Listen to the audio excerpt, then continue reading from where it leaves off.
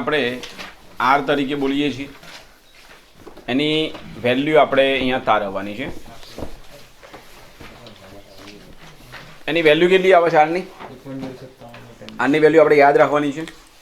Rydberg અચળાંક આરની value 1.097 10⁷ metre inverse આ એની value છે. એનું સમીકરણ આપણે તારવવાનું છે અહીંયા. તો આપણે જે વસ્તુ લઈએ છીએ 1/λ, તો સમીકરણ તમે શું લખો છો? તો 1/λ બરાબર આપણે લખીએ તો આવું લખીએ છીએ, 1/λ બરાબર r. અહીંયા આપણે લખીએ કે એક કક્ષામાંથી બીજી કક્ષાની વાત આવે એટલે અહીંયા આપણે આવું લખીએ 1 કોઈ કક્ષા n1 છે તો 1/n1² માઇનસ 1/n2². આવું આપણે તારવીએ. તો એક કક્ષા બોલીશું I અને બીજી કક્ષા બોલીશું ફાઇનલ F કક્ષા.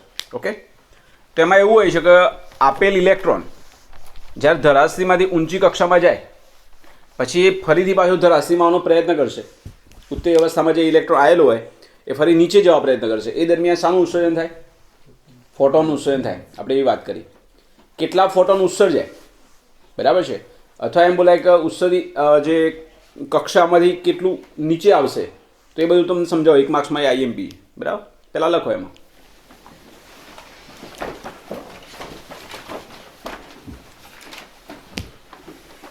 લખો જ્યારે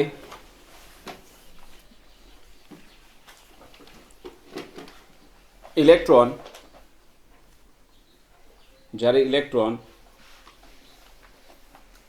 તેની ધરાસ્થિતિમાંથી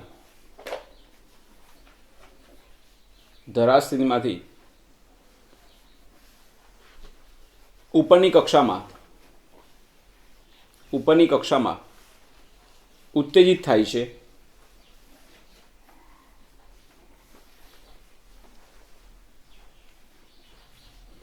ત્યારબાદ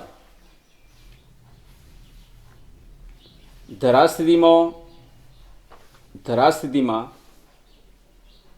પાછા ફરતી વખતે ફોટોનનું ઉત્સર્જન કરે છે.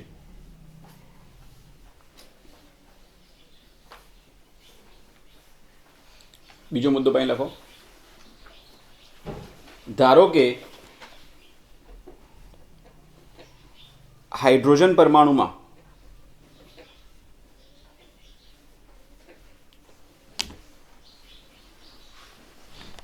કોઈ I કક્ષા, આવું લખો, I એટલે પ્રારંભિક, ઇનિશિયલ, કોઈ I કક્ષામાંથી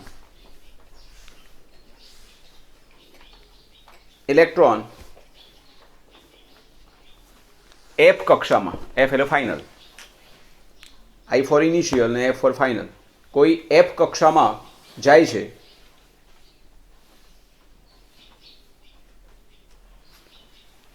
તો ઊર્જાનો તફાવત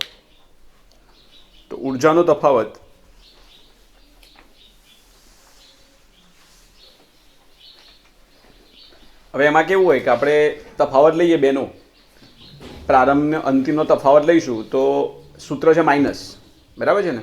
એટલે કેવી રીતે લખી શકાય જુઓ. તો ઉર્જાનો તફાવત આ રીતે આવશે. આપણે આવું લખીશું, EI minus EF, initial position અને ફાઇનલ પોઝિશન. તો બેનો તફાવત EI માઇનસ EF બરાબર શું બોલાય? તો આપણે લખીએ છીએ કે E1 માઇનસ E2 બરાબર H થાય. બરાબર ને? આપણને ખબર છે, આ બોલે અધિતર જે આપ્યું એના અનુસંધાનમાં. હવે એનું સમીકરણ શું થાય? તો એનું સમીકરણ તમે શું જાણો છો? એનું સમીકરણ આપણે બોલીએ તો આવું લખીએ છીએ, minus Z² m⁴ upon 8ε0² n² s². આવું થાય ને?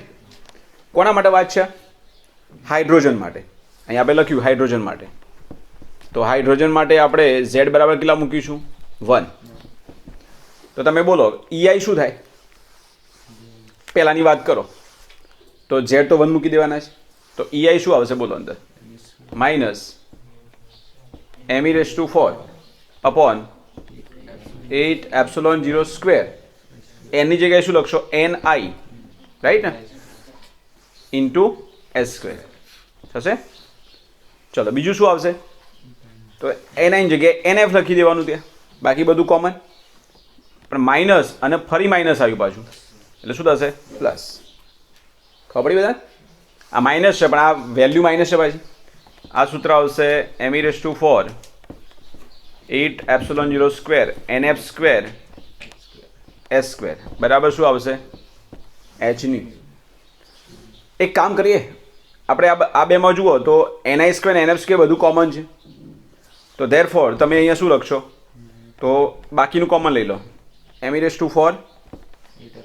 8 epsilon 0 square S square bar લઈ લો. અહીંયા શું બાકી રહેશે? 1/NF square. અહીંયા શું રહેશે? -1/NI square. તો પ્લસ વાળું પહેલાં લખીએ. આ પહેલાં લખીએ ને, શું લખશો? 1/NF સ્ક્વેર -1/NI સ્ક્વેર થયું. બરાબર શું આવશે?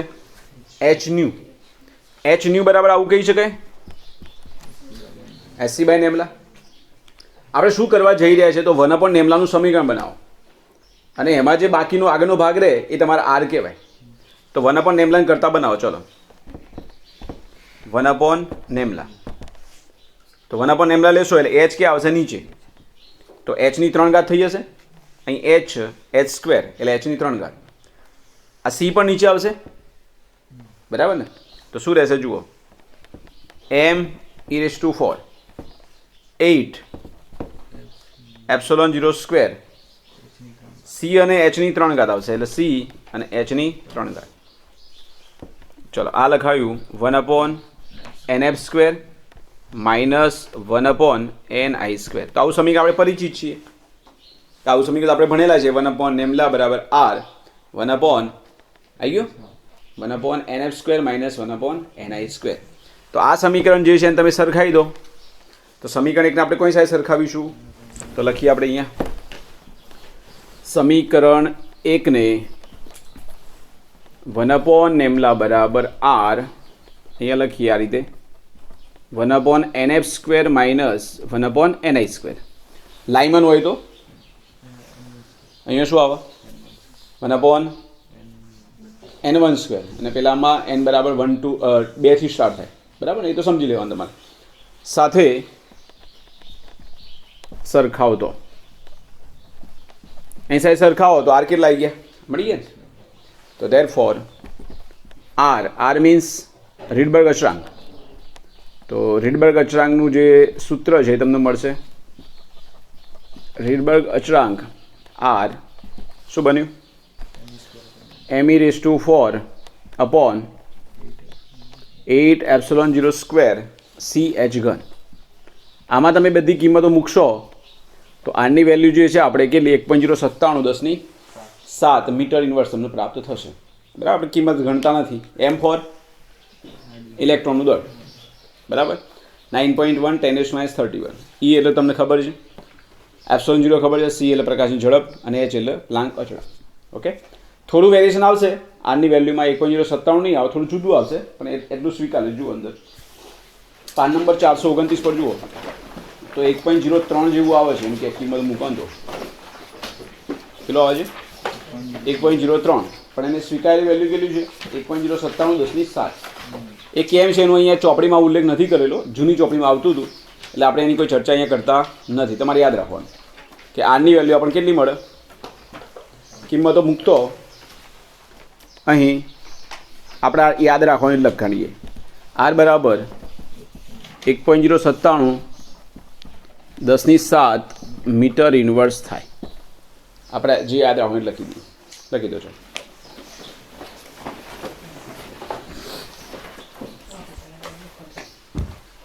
2 માર્ક્સમાં થિયરી પૂછી શકે એમ.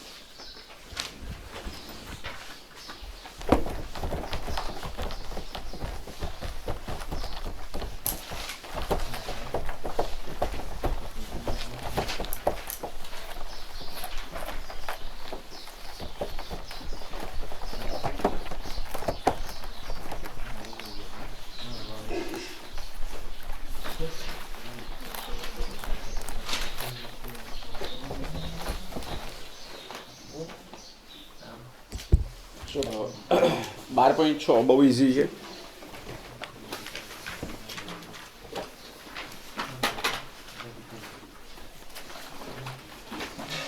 શું આપ્યું છે? રેડબર્ગના સૂત્રનો ઉપયોગ કરી હાઇડ્રોજન વનપટની લાઇમન શ્રેણીની પ્રથમ 4 વનપટ રેખાઓની તરંગ લંબાઈની ગણતરી તમે કરો. તો તમે ડાયરેક્ટ સૂત્ર લેશો તો બી ચાલશે, એવું એ લખવું જરૂરી નથી. બરાબર ને? ચલો આપણે આરની વેલ્યુ જાણીએ છીએ, સીધી એ જ મૂકીશું. તો લાઇમનની 4 તરંગ લંબાઈ શોધવાની છે. લાઇમન એટલે કયામાં જાય? ઇલેક્ટ્રોન પહેલામાં, 2માંથી પહેલામાં એટલે લાઇમનની પહેલી, 3માંથી 1માં એટલે લાઇમનની બીજી, 4માંથી 1માં લાઇમનની ત્રીજી અને 5માંથી 1માં લાઇમનની ચોથી. એટલે 4 તરંગ લંબાઈ તમારે શોધવાની છે. ઓકે, ચલો અહીંયા આપણે લઈએ લાઇમન શ્રેણી. આપણે જે બોલીએ છીએ સીધું આ રીતે લખી નાખીએ. લાઇમન શ્રેણી માટે સૂત્ર લખીએ છીએ 1/λ બરાબર r 1/, શું લખશો અહીંયા? 1² માઇનસ 1/n², જ્યાં n બરાબર આપણે 1 2 3 એમ, અરે સોરી 2 3 4 ડેશ. બરાબર ને? ચલો પ્રથમ લાઇમનની પ્રથમ તરંગ લંબાઈ એટલે એને એલ આલ્ફા બોલીશું, પછી L beta, L gamma, L delta, એમ અલગ અલગ શબ્દો વાપરી શકીએ. ચલો લાઇમનની પ્રથમ તરંગ લંબાઈ માટે સમીકરણ 1માં કેટલા મૂકશો? n બરાબર બોલો 2. 2માંથી 1 ઇલેક્ટ્રોન 1માં જાય. ચલો 1/λ એને 1 બોલીએ, r 1/1² માઇનસ 1/2². કેટલા થશે આ? 4 માઇનસ 1 એટલે 3 થયું અને નીચે 4 આવશે એટલે 3r/4. તો λ1 શું આવશે? 4/3r. ચલો 4 3 1.097 10⁷.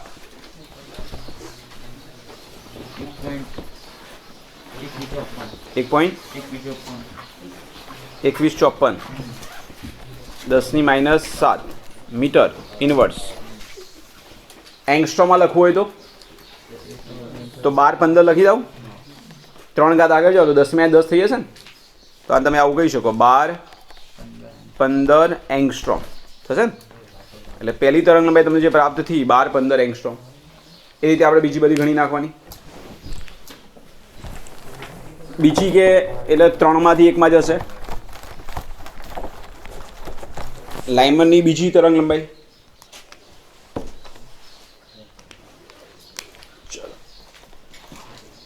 સમીકરણ 1માં n બરાબર 3 લેતો તો લાઇમનની બીજી મળશે. તો એ જે મળશે ને લાઇમનની બીજી એટલે 1/λ2 બરાબર r 1/1² માઇનસ 1/3². એટલે શું લખાશે? 9 માઇનસ 1 એટલે 8, 8r/9 થશે. તો λ2 બરાબર આવશે 9/8 ઇન્ટુ r એટલે 1.097 10⁷. 2552. ઓકે, વાંધો નહીં. 10⁻⁷ મીટર ઇનવર્સ. અરે સોરી, મીટરમાં આવશે ને, સોરી. એટલે 10-25 થઈ જશે ને. બરાબર, 10-25 શું આવશે? એંગસ્ટ્રોમ. 3 ઘાત આપણે વધારી -10 થશે. ચલો એ જ રીતે આપણે સમીકરણ 1માં n બરાબર 4 લેતો એટલે લાઇમનની કઈ થશે? ત્રીજી. તો 1/λ3 બરાબર r 1/1² માઇનસ 1/n એટલે 4. 16 થશે. 16 માઇનસ 1 એટલે 15, નીચે 16 આવશે. તો λ3 બરાબર આપણે લેવાનું છે 16/15r. r એટલે 1.097 10⁷. 0.97 10⁻7 મીટર 972.3 થશે. 3 ઘાત આગળ લઈએ તો આ જે તમને મળશે નેમલા 3 બોલીશું એને. નેમલા 3 ઇઝ ઇક્વલ ટુ 972.3 એંગસ્ટ્રોમ. બરાબર ને? તે જ રીતે સમીકરણ 1માં n બરાબર 5 લેતો એટલે લાઇમનની ચોથી મળશે. 1/(4) r 1/(1² - 1/(5²). 25 - 1 એટલે 24 r/25. તો નેમલા 4 બરાબર થશે 25/24 r.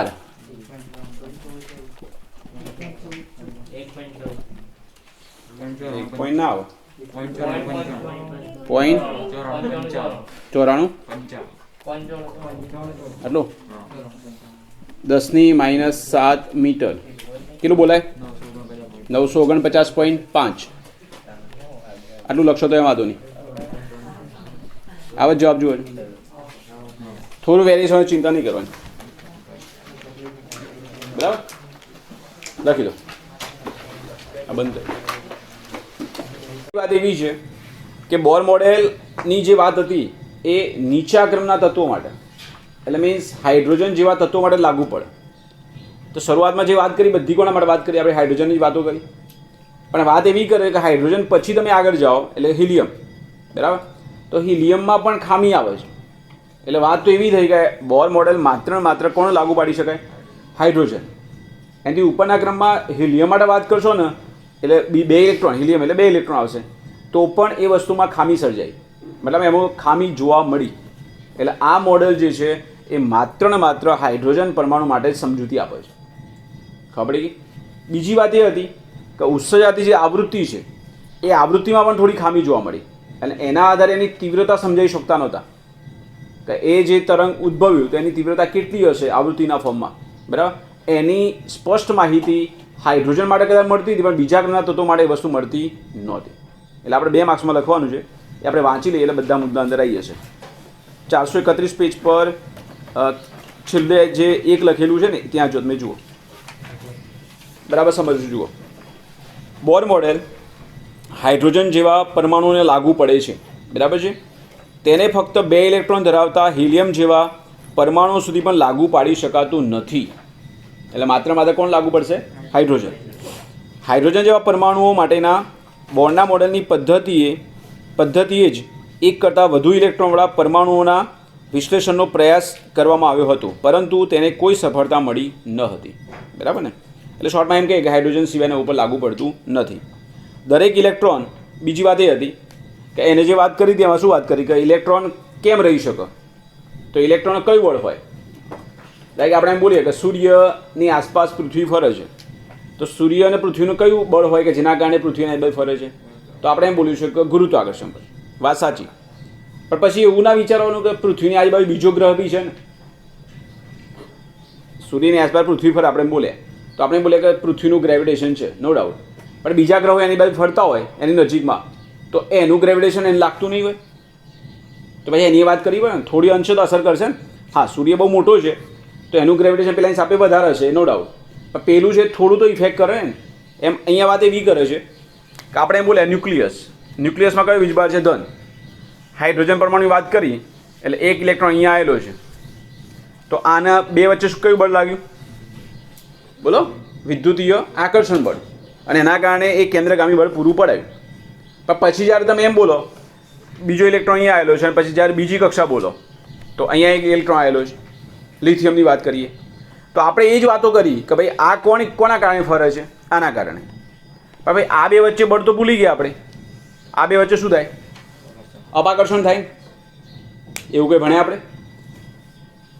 ઇલેક્ટ્રોનની વાત કરી તો ઇલેક્ટ્રોન માટે અમે બોલી દીધું કે ન્યુક્લિયસ કયો વિભાગ ધરાવો? ધન. તો ધન અને પેલું ઋણ ઇલેક્ટ્રોન એટલે 2 વચ્ચે આકર્ષણ થાય છે અને જેના કારણે કેન્દ્રગામી બળ પૂરું પડાય છે. પણ આપણે ત્યાં એવી ચર્ચા નથી કરી કે 3 ઇલેક્ટ્રોન આવેલા છે તો ભાઈ આ 2 વચ્ચે અપાકર્ષણ નહીં થાય? હા, ઓછું હશે આના કરતો. કેમ? જો હાઇડ્રોજન માટે વાત કરતા હો ને તો બે સેમ હોય, આ આકર્ષણ જેટલું લાગે એટલું આ આકર્ષણ લાગે, તો આને ડબલ આકર્ષણ લાગ્યું આ બાજુ. સમજ્યા પડે બોલું છે? આ બે વચ્ચે આકર્ષણ થાય ને, હાઇડ્રોજનની વાત કરું તો અંદર કેટલો વીજભાર હશે? +E. તો આ બે વચ્ચે આકર્ષણ થાય, પણ આ અહીંયા જઈ નથી શકતું. એનું લાઈક એમ બોલીએ કે ચંદ્ર અને પૃથ્વીનું ગ્રેવિટેશન છે, બરાબર? આ પેન છે, એને પૃથ્વીનું ગ્રેવિટેશન છોડ દઉં, ક્યાં જશે? નીચે પડી. ચંદ્ર અને પૃથ્વીનું ગ્રેવિટેશન છે, તો ચંદ્ર પૃથ્વી કેમ નહીં પડતું? પ્રશ્ન તો કોઈ દિવસ? ચંદ્ર અને પૃથ્વીનું ગ્રેવિટેશન છે, તો આપણે ગ્રેવિટેશન ફોર્સ એટલે કયું બળ બોલીએ? આકર્ષણ. કપાકર્ષણ? આકર્ષણ. તો કોઈએ પ્રશ્ન થયો કે ચંદ્ર પૃથ્વી કેમ ના પડ્યો? ખબર છે કોઈને? કોઈ બી આપણે બોલે ગ્રેવિટેશન ફોર્સ તો આકર્ષણ છે તો નીચે જ આવી જવું, એના ઉપર જ આવી જવું જોઈએ, એવું થતું નથી. સૂર્યમંડળના બધા વ્યવસ્થિત બધા ફરતા હોય, તો નિયમ એવો છે એમાં આ રીતે. મેં તમને અગિયાર થોડું સમજાવ્યું હતું એ વખતે, એ જ વસ્તુ અહીંયા લાગુ પડશે. આપણે એમ બોલ્યા કે પૃથ્વી છે, બરાબર છે, અહીંયાથી કોઈ વસ્તુનું ફેંકવું તો ક્યાં જાય? પૃથ્વી પર જ જાય. પણ અહીંયા રહેલો ચંદ્ર છે એના પડતો નથી. સેટેલાઇટ ફરતા હોય છે, આપણે બોલે કે અવકાશમાં ફરતા હોય, તો સેટેલાઇટ કેવી રીતે ફરતા હોય? તો એને ગ્રેવિટેશનથી જ ફરે છે. ખબર છે કોઈને? બોલો. શૂન્ય અવકાશ એવું નહીં, એ ગ્રેવિટેશનમાં જ છે. જેમ જેમ તમે હાઇટ પકડો ને, તમે નજીકથી વિચારો છો ભાઈ આ 2 ફૂટ કે 10 ફૂટથી તમે વિચાર્યું, પણ તમે જેમ જેમ ઉપર જાઓ ને, સમજો કે આપણે અહીંયા ગયા, બરાબર છે, અહીંથી તમે ફેંકો ને આ પદાર્થને, તો આ પદાર્થ સીધો આમ નહીં પડે. વધારે હાઈટે જશો તો વધારે હાઈટે જશો ને તો એકદમ હલકો લાગશે તમને, કારણ કે ઉપર જશો ને શું થાય, ઘનતા કેવી થશે? ઘટતી જશે. તો ઉપર જેમ જેમ જશો ને ફેંકશો ને તો આમ પડશે, આમ. ખબર પડી? એનાથી થોડા ઉપર જાઓ ને તો આમ પડશે. અને જ્યારે તમે એટલી હાઈટે પહોંચી જાઓ કે પૃથ્વીની ત્રિજ્યા કરતાં ઉપર જતા રહો, જ્યારે તમે એ પછી ફેંકશો ને તો એ વખતે જો એ પદાર્થ પૃથ્વી પર આમ બહાર જતો હશે ને, આમ બહાર, તો બહાર જતો હોય તો જવા નહીં દે ને, કેમ કે આનું ગ્રેવિટેશન છે ને. તો આમ જતો હશે એટલે એનો વેગ આ બાજુ છે ને, એને પકડી લાવશે આમ. પછી આમ ના જાય ને, પકડી લાવશે, આ બાજુ જાય. ખબર પડી? અને એમ કરતો કરતો એ વળતો આ ગતિ સ્ટાર્ટ કરી દે. ઇવન 800 કિલોમીટર 600 કિલોમીટર શક્ય બના, એવું નહીં પૃથ્વીની ત્રિજ્યાએ. થોડા તમે ચોક્કસ ધ્રુવીય સેટેલાઇટ કેટલા ફરતા હોય? તો 800 કિલોમીટર આજુબાજુ જ હોય. તો થોડી હાઈટ તમે જાઓ, કિલોમીટર એટલે બહુ લાગે તમને, 800 કિલોમીટર જાઓ, પછી તમે એ રીતે ફેંકવામાં આવે ને કે આમ જાય તો એને આમ કેન્દ્રગામી બળ લાગે. આ ક્યારે જાય? કે બીજું ગ્રેવિટેશન હોય તો જ જાય ને, પણ એને પૃથ્વીનું છે એટલે ખેંચી લેશે. નજીકથી તમે કામ કરશો ને તો ખબર નહીં પડે, પણ દૂરના અંતરે વાત કરશો ને તો આને તમે ત્રિજ્યાવર્તી માર્ગમાં ફેંકી દો ને તો એની આસપાસ ફરી જાય. અને એક્ઝેક્ટલી તમે 36,000 કિલોમીટર ફેંકી દો તો પૃથ્વી સાથે જ ફરે, જેને આપણે ભૂસ્થિર સેટેલાઇટ બોલીએ છીએ, બરાબર? એમ અહીંયા વાત છે કે ઇલેક્ટ્રોન, તો ઇલેક્ટ્રોનના ન્યુક્લિયસનું આકર્ષણ બળ છે, પણ બીજો ઇલેક્ટ્રોન જ્યારે આવે તો એને અપાકર્ષણ નહીં લાગે. તો એની વાત બોરે કરી નહોતી. ખબર પડી કે ના પડી? તો એટલા માટે એની સમજૂત ના મળી. જુઓ શું કહે છે, દરેક ઇલેક્ટ્રોન ધન વીજભારિત ન્યુક્લિયસની સાથે જ નહીં પણ બીજા બધા ઇલેક્ટ્રોન સાથે પણ આંતરક્રિયા કરે છે, બરાબર ને? તે હકીકતમાં જ મુશ્કેલી રહેલી છે. બોર મોડેલની રચનામાં ધન વીજભારિત ન્યુક્લિયસ અને ઇલેક્ટ્રોન વચ્ચેનું વિદ્યુત બળ સંકળાયેલું છે. તે બહુ ઇલેક્ટ્રોન પરમાણુમાં અનિવાર્યપણે દેખાતા ઇલેક્ટ્રોન વચ્ચેના વિદ્યુત બળોનો સમાવેશ કરતું નથી. હવે તમને એમ થાય હાઇડ્રોજનથી આગળ કેમ ના સમજાવી શક્યું? તો હાઇડ્રોજનમાં શું હતું? એક ઇલેક્ટ્રોન એક પ્રોટોન, તો એ બેની કયું બળ આવ્યું? આકર્ષણ. પણ પછી જ્યારે તમે હિલિયમ માટે ગયા તો હિલિયમમાં કેટલા ઇલેક્ટ્રોન આવ્યા? 2. ખબર પડી? તો એમાં પરિસ્થિતિ શું થઈ કે ન્યુક્લિયસ અને આજુબાજુ 2 ઇલેક્ટ્રોન, 2 ઇલેક્ટ્રોન આમ જ ગોઠવાશે. એવું નહીં થાય કે આ 2 ઇલેક્ટ્રોન ભેગા હોય. કેવી રીતે ગોઠવાય એ પણ પેલા ડી બ્રોગલીએ સમજાવ્યું હતું. આ 2 વચ્ચે શું થયું? આકર્ષણ. આ 2 વચ્ચે શું થયું? આકર્ષણ. તો પછી 2 આકર્ષણ બળની વાત હોય. અને પછી હિલિયમની વાત કરો, અરે હા ઉપર લિથિયમની વાત કરો તો 3 આવશે. તો ભાઈ અપાકર્ષણ બળની વાતો ચાલુ થઈ જશે. તો આ બધી વાત એટલા માટે સાચી ન ઠેરવી કે એને અપાકર્ષણ બળનો કોઈ ઉલ્લેખ કર્યો નહોતો, બરાબર છે? ચાલો બીજું શું કહે જુઓ.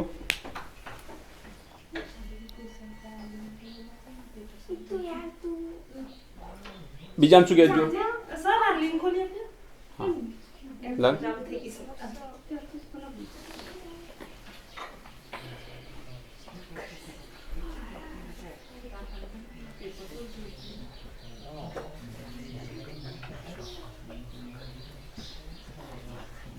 મોડેલ હાઇડ્રોજન પરમાણુ વડે ઉત્સર્જિત પ્રકાશની આવૃત્તિઓનું સાચી રીતે પૂર્વાનુમાન કરે છે. એટલે આપણને આવૃત્તિ તો મળી, તેમ છતાં આ મોડેલ વણપટમાં આવૃત્તિઓની સાપેક્ષ તીવ્રતાઓ સમજાવી શકતું નથી.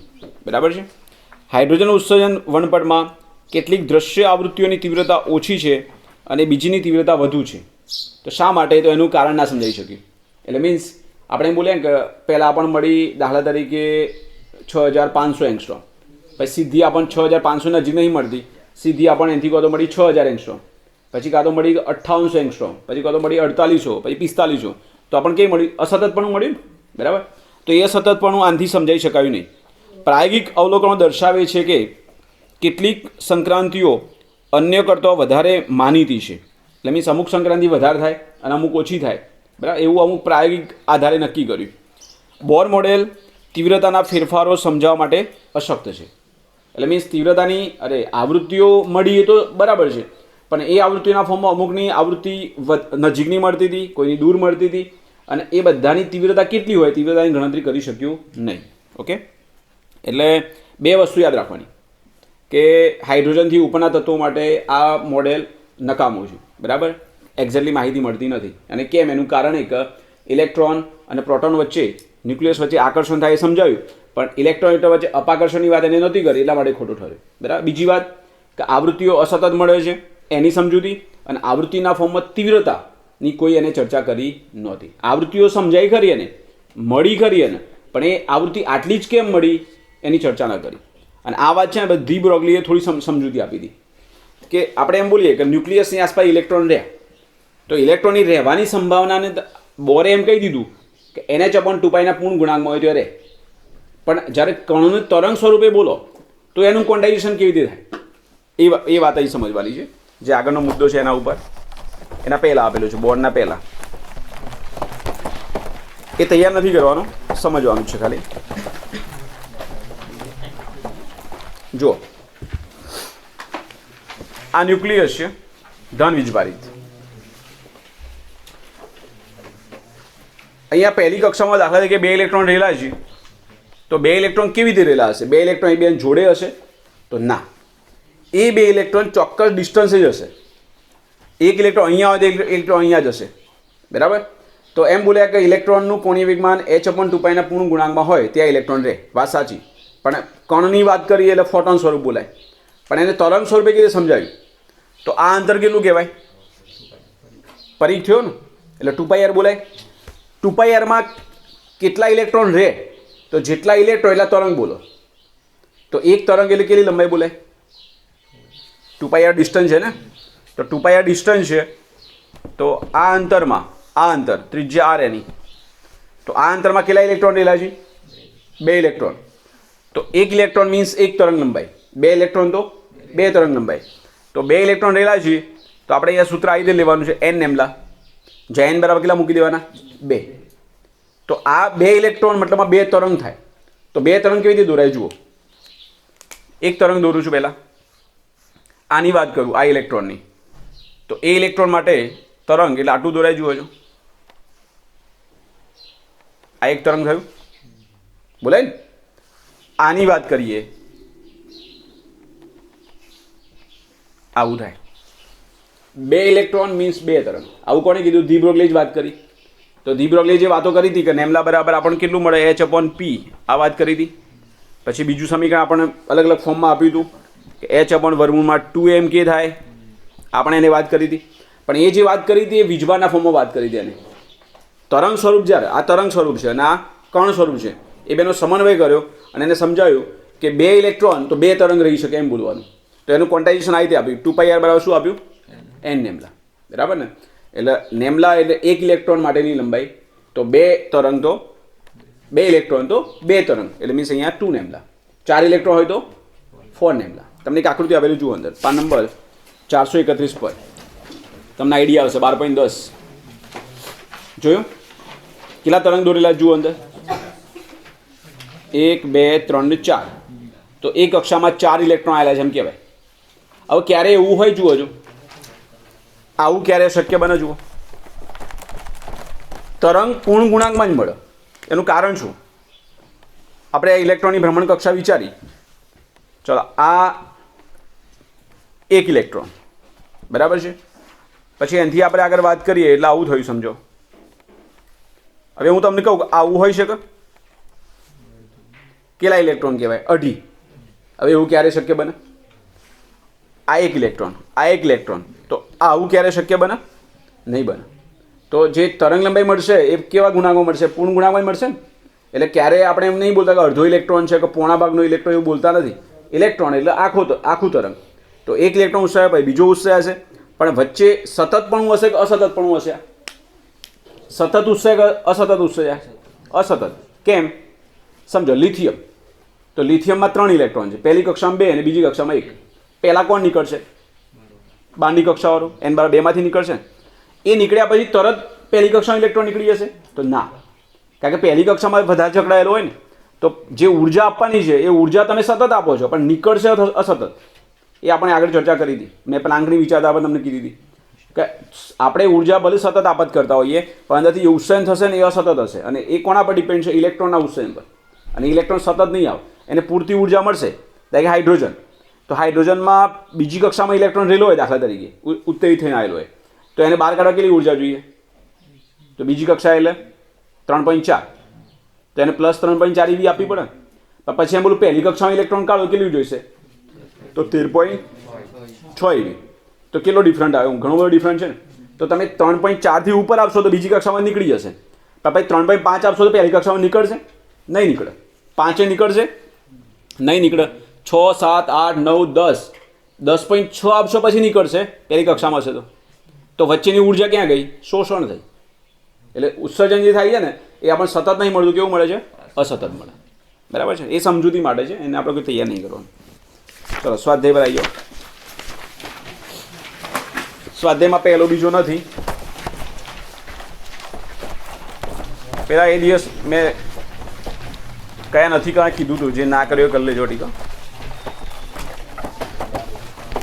રુથરફોર્ડનું પરમાણુ મોડેલ માત્ર સમજૂતી માટે તૈયાર કરવાનું છે, પૂછાશે નહીં. ઇમ્પેક્ટ પેરામીટર બી એવું જ છે.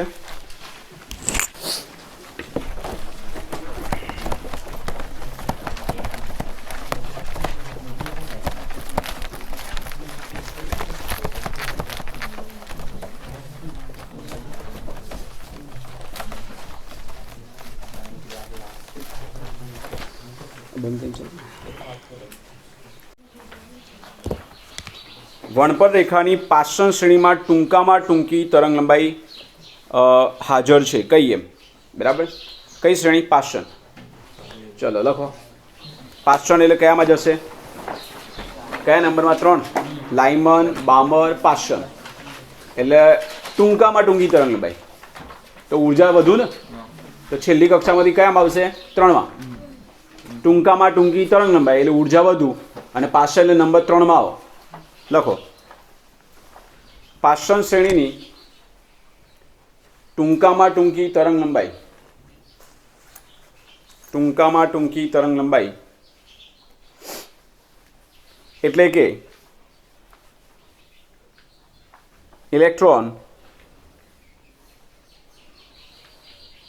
n બરાબર ઇન્ફિનિટીથી n બરાબર 3માં જાય.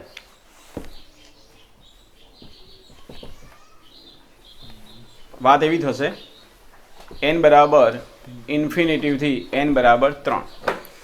એમ કીધું હોય મહત્તમ તરંગ લંબાઈ શોધો, એમ કીધું હતું. તો 4માંથી 3 મહત્તમ તરંગ લંબાઈ એટલે ઉર્જા ઓછી.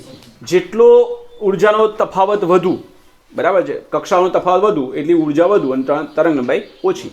તો આપણને મિનિમમ તરંગ લંબાઈ આપી હતી, એટલે આપણે અનંતથી ક્યાં બોલીશું? 3માં, એટલે ઉર્જા વધુ. તો અહીંયા જે સમીકરણ આવશે લખી નાખો. સમીકરણ ગણતરી કરી દો. 1/λ બરાબર r 1/3² માઇનસ 1/∞². તો 1/λ બરાબર શું આવશે? r/9. 1/∞ 0 થઈ ગયું ને. તો λ બરાબર આવશે 9/r. 1.097 10⁷. કેટલો આવશે? 8.2.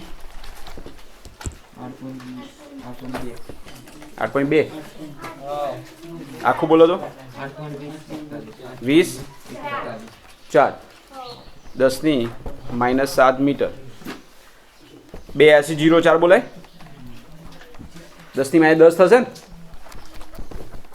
એટલે તમે એંગસ્ટ્રોમમાં બોલી શકો છો 8204 એંગસ્ટ્રોમ.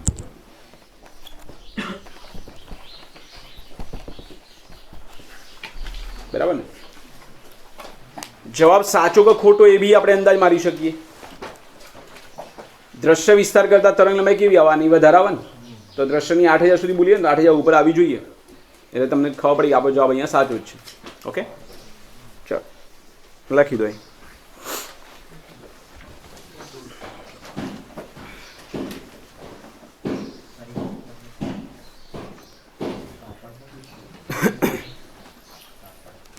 બાર પોઈન્ટ 4 શું આપ્યું જુઓ એમાં ઉર્જા આપી છે આપણને 2.3 EV આપી છે ને લખો E બરાબર 2.3 EV ઉર્જા 2.3 EV આપેલી છે એનું જૂલમાં કન્વર્ટ કરી દો.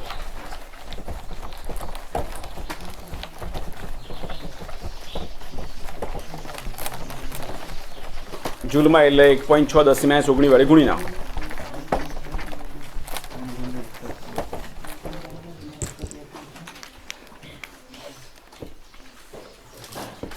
ઉર્જા આપી છે 2.3 EV એટલે 2.3 1.6 10 -19 જૂલ કેટલું આવશે 3.68 આટલું થયું. હવે એમાં એવું કહે છે કે જ્યારે પરમાણુ ઉચ્ચ સ્તરથી નિમ્ન સ્તર પર સંક્રાંતિ કરે ત્યારે ઉત્સર્જિત વિકિરણની આવૃત્તિ કેટલી હશે. ઇઝી છે. ઈ આપેલા છે E બરાબર h ન્યુ. ઓકે ગણી નાખો MCQ જેવો પ્રશ્ન છે. ઈ આપણને આપેલા છે આપણે સમીકરણ લઈશું E બરાબર h ન્યુ એટલે ન્યુ બરાબર થશે E/h 3.68 10 -19 ભાગ્યા 6.63 10 -34 પોઈન્ટ કેટલું 55 10 +15 ને તો આને તમે હર્ઝ એકમ એટલે 0.55 ફર્મી બી બોલી શકો 10⁻15 અરે સોરી આ તો મોટી આવશે ને માઇનસ આવે તો આવે ને એટલે આવું લખી નાખીએ 5.5 10 કેટલા બોલીએ 14 પ્લસ છે પ્લસ એટલે આવું લખ્યું 5.5 10 14 હર્ટ્ઝ.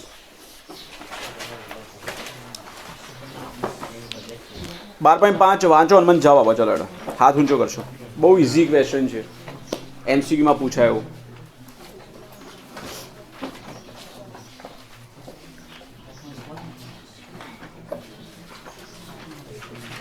તરત આવડી જાય એવું છે. વાંચો ને તરત આવડી જાય જો આપણી કથા યાદ હોય તો.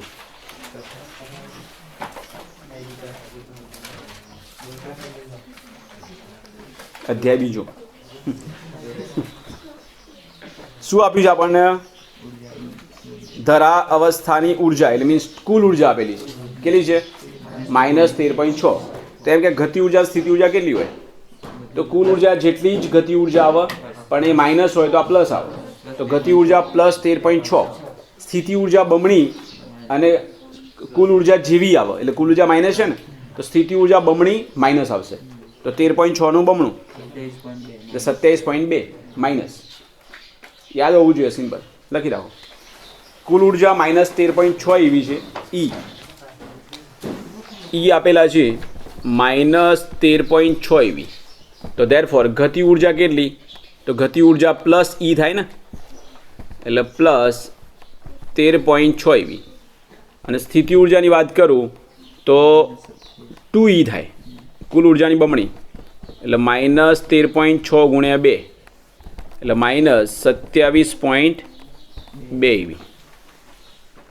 કુલ ઉર્જા અને ગતિ ઉર્જા કુલ ઉર્જા અને સ્થિતિ ઉર્જા સેમ નિશાની આવશે.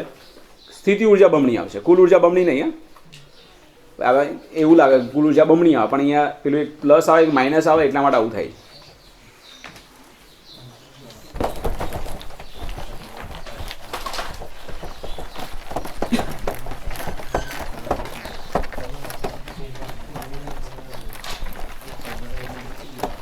આવો પ્રશ્ન બી પૂછાયેલો જુઓ. ગતિ ઉર્જા આપેલી છે કે બરાબર, હું એમને એમ લખું છું, આવું લખેલું છે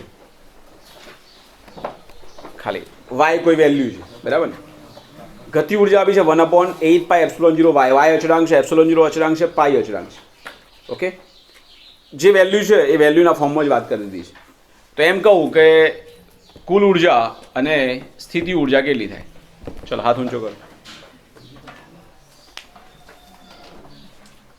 સમય પડી જાય, લખ્યું જ છે અહીંયા. આટલું કન્ફ્યુઝ થવા ક્યાં જરૂર છે?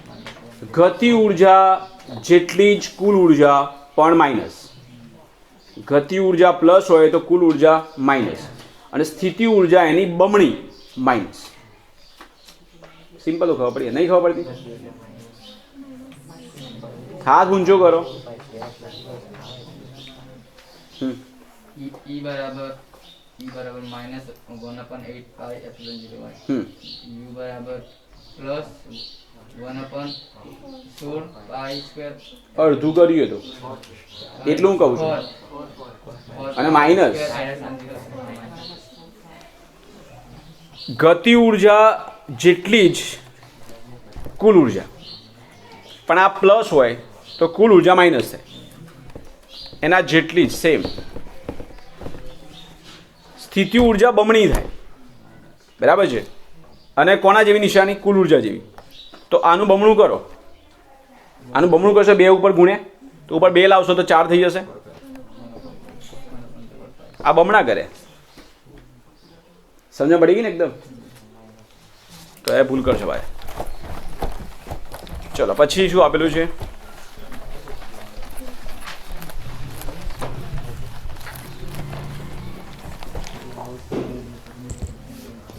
.6 શું કહે છે?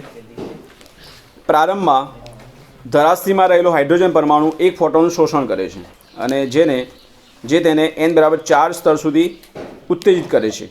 તો આ ફોટોની આવૃત્તિ અને તરંગ લંબાઈ તમે શોધો. ઓકે, ચલો એમાં શું કહે જુઓ? ઉર્જા કેટલી આવશે? n બરાબર 4 સુધી જાય છે ને, એટલે આપણે આવૃત્તિની તરંગ લંબાઈ શોધવાની છે. એટલે એમાં આવી લઈશું જુઓ 12.6. ઓકે, ચલો ધરાસ્થિતિમાંથી ઇલેક્ટ્રોન n બરાબર 1 થી n બરાબર 4 માં જાય છે. ઓકે, તો ઉત્સાહથી ઉર્જા શું કહેવાય? તો આપણે આવું લઈશું. શું લખશો? કઈ મોટી કહેવાય?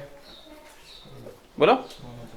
4 માં વધારે કહેવાય તો શું લેશો? E4 - E1 બરાબર શું આવશે?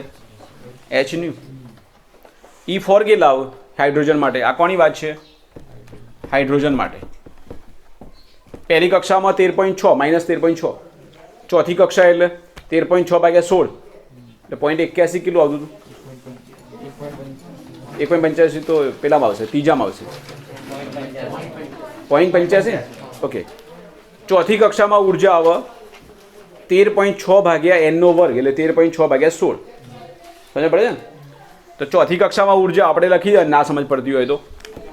પહેલી કક્ષા E બરાબર સૂત્ર છે -13.6 / n². આ સૂત્ર છે. પહેલી કક્ષા લેશો તો -13.6 આવશે. ચોથી કક્ષા લેશો તો અહીંયા 4 મૂકશો એટલે 16 થશે નીચે. તો એ પ્રમાણે આપણે કેલ્ક્યુલેટ કરીએ તો આ જવાબ કેટલો થશે?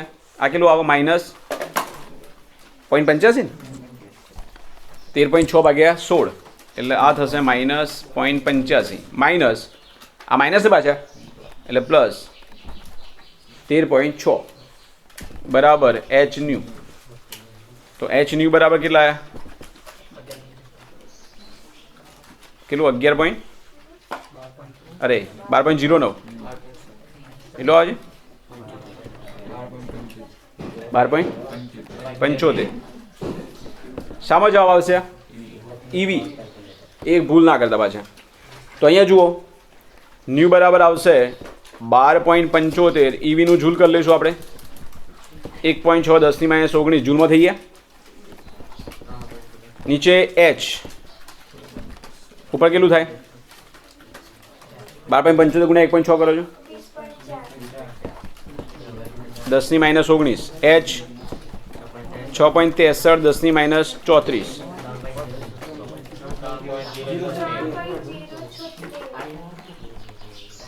10 ની 15 હર્ટ્ઝ. એટલે એપ્રોક્સિમેટલી કેવું આવું કહેવાય? 3.1 ચાલે ને? 3.07 રાખો, 3.08 રાખશો અથવા 3.1 લેશો ચાલશે. 10 ની 15 હર્ટ્ઝ. ચલો તરંગ લંબાઈ શું થાય? નેમલા સી બાય ન્યૂ. નેમલા એટલે સી એટલે બે તરંગ લંબાઈ આવૃત્તિનો ગુણાકાર. તો 3 ગુણ્યા 10 ની 8 અને ન્યૂ 3.1 10 ની 15 .9677 10 ની -7 મીટર. તો એપ્રોક્સિમેટલી 968 એંગસ્ટ્રોમ કહી શકો. કેવી રીતે? 1 2 અને 3 તો 967.7 10 ની -10 થયા એટલે 967.7 એટલે 968 ઇન એંગસ્ટ્રોમ લખી દો.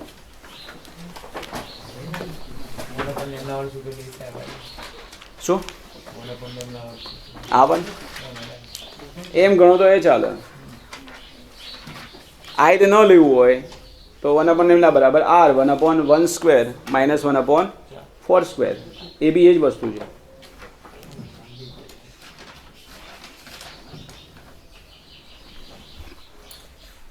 અથવા કઈ લખો, લખી રાખજો પેલા.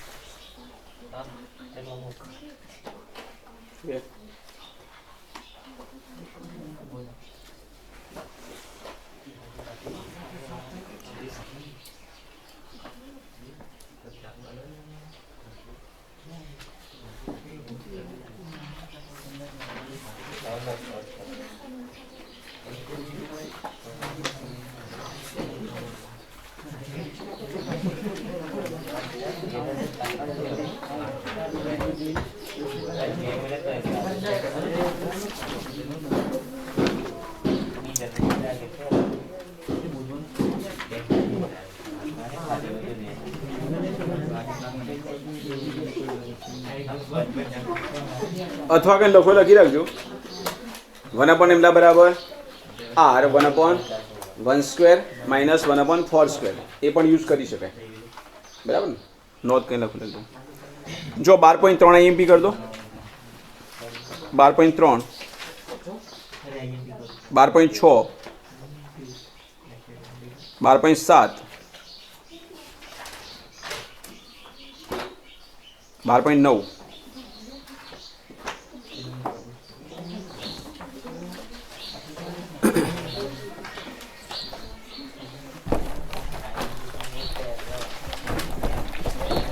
12.8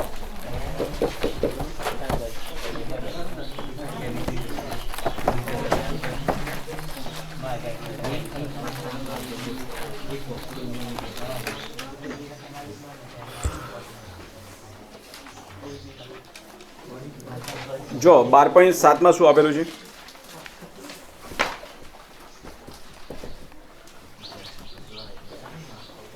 ગણતરી જે કરવાની છે કે બોર મોડેલનો ઉપયોગ કરી n બરાબર 1, 2, 3 સ્તરોમાં હાઇડ્રોજન પરમાણુઓના ઇલેક્ટ્રોનની ઝડપની ગણતરી કરો. તો હવે ત્રિજ્યા ખબર છે, ઉર્જા ખબર છે, પણ ઝડપનું સમીકરણ આપણે એમાં તારવ્યું નથી. અને એમાં પાછું કેવું છે કે n બરાબર 1, 2, 3માં વાત કરવાની છે અને સાથે સાથે એ દરેક સ્તર માટે આવર્તકાળની બી ગણતરી કરવાની છે. તો આપણે એવું સમીકરણ લાવીએ કે જેમાં એક ગણતરી કર્યા પછી બીજી સરળતાથી થઈ જાય. ખબર પડી ગઈ? તો આપણે પહેલાં એક કામ કરીએ. હાઇડ્રોજન પરમાણુમાં પહેલી કક્ષામાં ઇલેક્ટ્રોન હોય તો ત્રિજ્યા કેટલી ખબર છે આપણને? 0.53 એંગસ્ટ્રોમ. કદાચ એ ડાયરેક્ટ લેવાની પણ જરૂર પડે. તો આપણે ઝડપનું સમીકરણ તારવવું છે. તો ઝડપનું આપણે 1, 2, 3માં તારવવું છે. તો પહેલામાં એવું સમીકરણ બનાવો કે જે બીજા અને ત્રીજા માટે સીધું કેલ્ક્યુલેટ કરી શકાય. એટલે n કિંમત મૂકી દો તો જવાબ મળી જાય. ઓકે? તો અહીં ધ્યાન આપો. જુઓ આપણે આ વસ્તુ કેવી રીતે ગણતરી કરીશું. n બરાબર 1, 2, 3 માટે કીધું ને, હાઇડ્રોજન માટે. હાઇડ્રોજન માટે n બરાબર 1, 2, 3 કક્ષા માટે એક તો ઝડપ તથા બીજું આવર્તકાળ ને, આવર્તકાળનું મૂલ્ય શોધો. ઓકે, ચલો આપણે આ વસ્તુ વિચારીએ. એ સમીકરણ આ રીતે લઈએ. જુઓ, હાઇડ્રોજન પરમાણુ છે, વચ્ચે કોણ છે? તો પ્રોટોન ન્યુક્લિયસમાં, જે વીજવાની વાત કરીએ તો, અને અહીંયા છે ઇલેક્ટ્રોન. તો આપણે ત્યાં લખતા હતા કે કેન્દ્રગામી બળ ઇલેક્ટ્રોન માટે બરાબર આ બે વચ્ચેનું વિદ્યુત બળ. એ સમીકરણથી આપણે કંઈક યાદ કરીએ. જુઓ, ઇલેક્ટ્રોન માટે ત્યાંથી કોઈ સમીકરણ આપણને યાદ નહીં આવે. આપણને આરનું કદાચ યાદ હોય તો બરાબર છે, પણ આરમાં જુઓ તો આર બરાબર શું છે? n² s² ε0 પાઈ z². અહીંયા ઝડપ છે કોઈ નથી. બીજું વીનું એક સમીકરણ બનાવ્યું હતું બોર પહેલાં, બરાબર, પણ આપણે બોર પરથી જ વાત કરવી છે. વાત એ જ આવશે.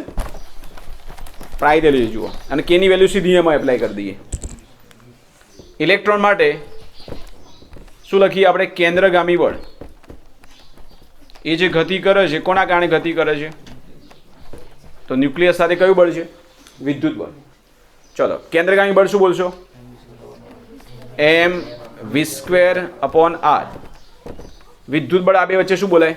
તો કે રાખવું છે અહીંયા આપણને સરળ પડે રીતે. 1/4π નહીં મૂકતો, આપણે કોઈ સમીકરણ નહીં બનાવવું. તો કે E અને E વેલ્યુ જોઈએ છે ને, E²/r². આપણે વીનું સમીકરણ બનાવવું છે, બરાબર ને? પણ વી અહીંયા સ્ક્વેર એક આર જતો રહેશે.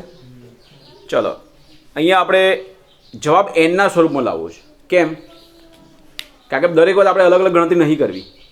આપણે એક ગણતરી કરીએ તો બીજી સીધી મળી જાય. મેં તમને પહેલાં કીધું. તો વીનો જવાબ એનના સ્વરૂપમાં લાવવો છે મારે. તો આપણે વીનું એનના સ્વરૂપમાં જવાબ લાવો. એન અહીંયા નથી. તો આપણે કોણીય વેગમાનનું સૂત્ર, કોણીય વેગમાન એટલે શું લાવો છો? NH/2π. અહીં મારે કોણીય વેગમાન લાવવું છે તો કેવી રીતે લાવું? ચલો, તો કોણીય વેગમાન એટલે mvr થાય.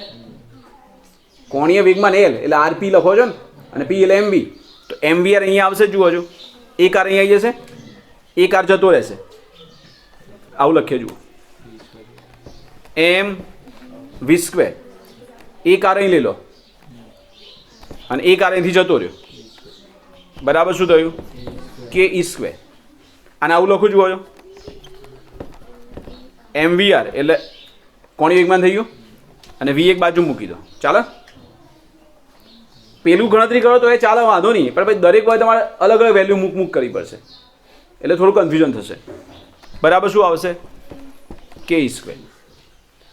આ શું થઈ ગયું? કોણીય વેગમાન. અને તમે જાણો છો કે L બરાબર mvr ને આપણે NH/2π બોલીએ છીએ. કોણીય વેગમાન L જેને આપણે બોલીએ છીએ mvr, અને એનો મતલબ થાય છે NH/2π. રાઈટ? તો આપણે mvr ની જગ્યાએ શું મૂકી દઈએ? NH/2π ઇન્ટુ v બરાબર ke². તો vને કરતા બનાવો. વી શું બનશે બોલો?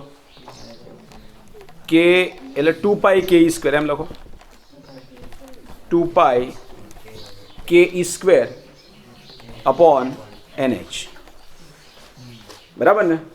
એનની વેલ્યુથી આપણે કામ થઈ જશે, એકની કામ કરશો એટલે આના પર નંબર 1. ચલો સમીકરણ 1માં આપણે કિંમતો મૂકી દઈએ અને n બરાબર 1 લઈને કામ કરીએ, બરાબર છે ને? પછી 2ની વાત આવશે શું કરશો? એ વેલ્યુ જે મળશે એમાં n બરાબર 2 મૂકી દેશો એટલે કયો ભાગ થઈ જશે? બીજો ભાગ. પછી 3 મૂકશો તો ત્રીજો ભાગ થઈ જશે એટલે સીધો જવાબ મળી જશે. તો સમીકરણ 1માં આપણે કિંમતો મૂકતા જઈએ. સમીકરણ 1માં n બરાબર 1 લેતો તો એ જે ઝડપ મળે એને તમે શું બોલો? v1. શું થશે બોલો?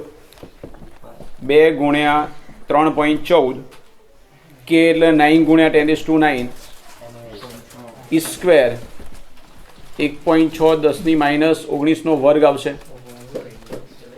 નીચે n બરાબર 1 એ 6.63 10ની માઇનસ 34. બોલો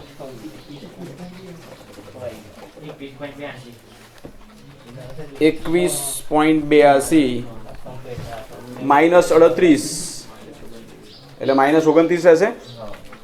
માઇનસ 34 ઉપર ગયા એટલે +5 એટલે આવું કહું તો ચાલે 2.18 ચાલશે ને? 10ની 6 અહીં આપણે ઘટાય એટલે વધારે મીટર પર સેકન્ડ. આ તમને મળ્યું પહેલી કક્ષા માટે એની ઝડપ. તો સમીકરણ 1 પરથી જુઓ તો તમને આઈડિયા આવી જશે. સમીકરણ 1 પરથી તમે જોશો તો v ચલે છે 1/n છે, તો બાકીની બધી વેલ્યુ સેમ જ છે ને? તો ધેરફોર v2 શું આવશે? તો v2 આવશે પહેલામાં જે મળ્યું એનો nમો ભાગ, જે n બરાબર 2.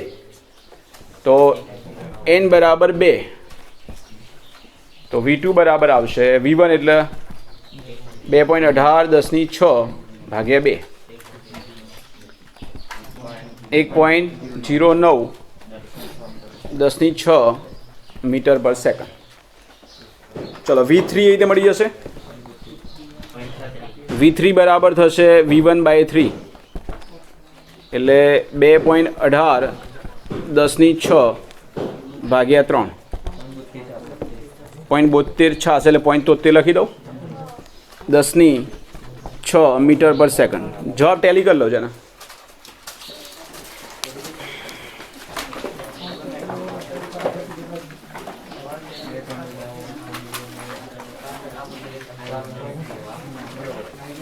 દસની 5 લખેલી હશે એમાં એટલે આમાં 10.9 હશે, પણ આ રીતે લખેલું છે. આમાં કદાચ 7.3 લખ્યું હોય તો 10ની 5 કરી દીધી હશે. ખબર ને? ચલો હજુ બાકી છે. 4 માર્ક્સમાં પૂછાય પ્રશ્ન એવો છે. ઝડપ મળી ગઈ. આવર્તકાળની વાત કરવાની છે.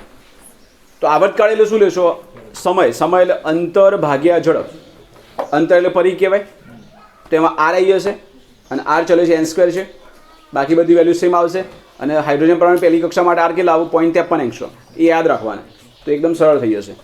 અને ટીનું કેવી રીતે બદલાય આપણને ખબર છે. તો જો આવી રીતે વેલ્યુ થશે. આવર્તકાળની આપણે ચર્ચા કરીએ.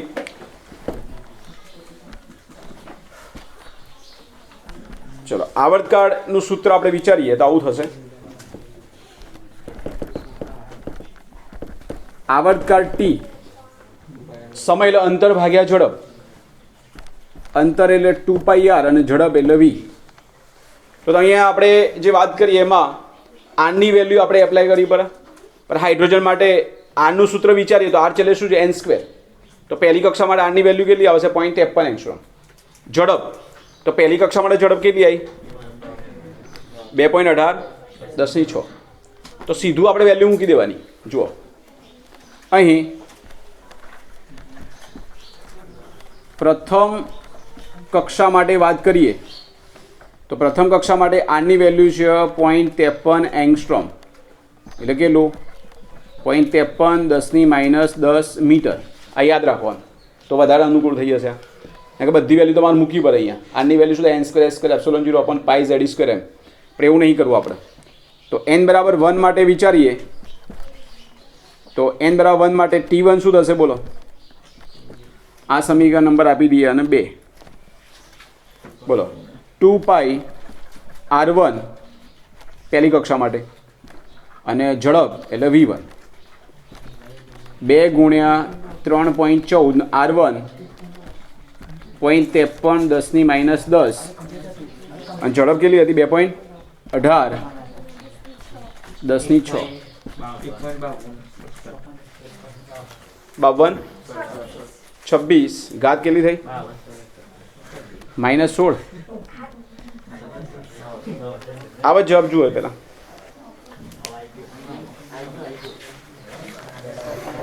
ચલો બીજા માટે ગણતરી કેવી રીતે કરશો? હાથ ઊંચો કરો. સમજ પડી હોય તો આર કેવી રીતે બદલાય? તો આર ચાલે છે n². પહેલી કક્ષા માટે 0.53 એંગસ્ટ્રોમ, તો બીજી કક્ષા માટે કેટલા આવશે? 4 ગણા. કેમ કે આરનું સૂત્ર છે એમાં આર ચાલે છે n² છે અને વી કેવી રીતે છે તો એ તો આપણે શોધેલા જ છે. જો કે v1 v2 આપી દીધા છે, બાકી ન આપ્યા તો વી ચાલે 1/n હતા, તો ડાયરેક્ટ કિંમત મૂકી દો એમાં તો ચાલી જાય. બરાબર છે. અને આર ચાલે છે n² મુજબ આપણે કામ કરીએ. તો જુઓ બીજી કક્ષા માટે વાત કરીએ આપણે. n બરાબર 2 માટે t2 તો આવશે 2 પાઈ r2 બાય v2. હવે આપણને ખબર છે કે આનું જે સૂત્ર આવે ને આર ચલે છે n² છે, ઝેડ તો લેવાની જરૂર હાઇડ્રોજન માટે વાત છે. તો અહીંયા આર ચલે છે n², તો બીજી કક્ષા માટે વાત કરો તો 4 ગણું થશે. તો કેટલું આવશે બોલો? તો આવું થશે જુઓ 2 પાઈ અહીંયા આવશે 4r1 થશે ને, અને ઝડપ કેટલી આવી v2 આપણે શોધેલા છે 1.09 10 ની 6. ગણતરી કરી દો એની. ત્રીજું તમે જાતે ગણજો. ખાલી 4 વધારાના ના પેલું બદલાઈ ગયું નહીં પાછું નીચે. આગળ લેશો 0.53 એંગસ્ટ્રોમ.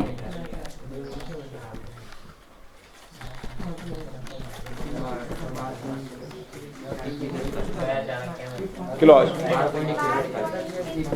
12.10 ની આવા જ જવાબ જુઓ. બીજામાં જુઓ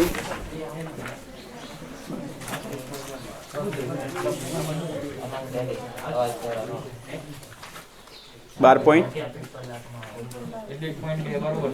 હા 1.2 10 ની -15 બરાબર છે. સમજ પડી? ત્રીજું કઈ રીતે ગણશો? તો ત્રીજામાં તમે લેશો t3 2 પાઈ r3 અપોન v3. v3 મળી ગયા છે ને, r3 ની જગ્યાએ શું લખશો? તો r ચલે n² છે એટલે 3 નો વર્ગ કરવો પડશે એટલે 9r1 આવશે. બરાબર? એ તમારે જાતે ગણવાનું. આટલું લખો પહેલાં. ચાલો